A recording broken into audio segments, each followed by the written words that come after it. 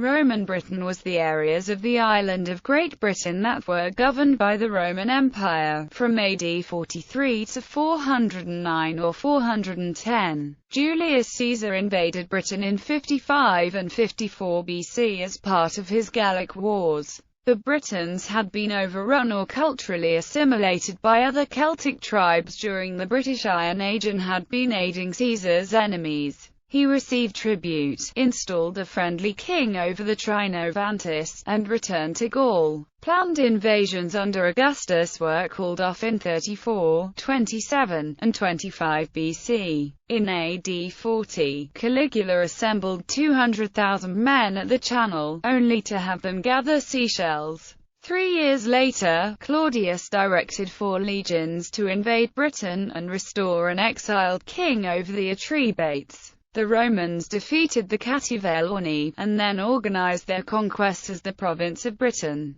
By the year 47, the Romans held the lands southeast of the Fosse Way. Control over Wales was delayed by reverses and the effects of Boudicca's rebellion, but the Romans expanded steadily northward. Under the 2nd century emperors Hadrian and Antoninus Pius, 2 walls were built to defend the Roman province from the Caledonians, whose realms in the Scottish Highlands were never directly controlled. Around 197, the Severan reforms divided Britain into 2 provinces, Upper and Lower. During the Diocletian reforms, at the end of the 3rd century, Britannia was divided into 4 provinces under the direction of a vicar, who administered the Diocese of the Britons. A 5th province, Valentia, is attested in the later 4th century. For much of the later period of the Roman occupation, Britannia was subject to barbarian invasions and often came under the control of imperial usurpers and imperial pretenders.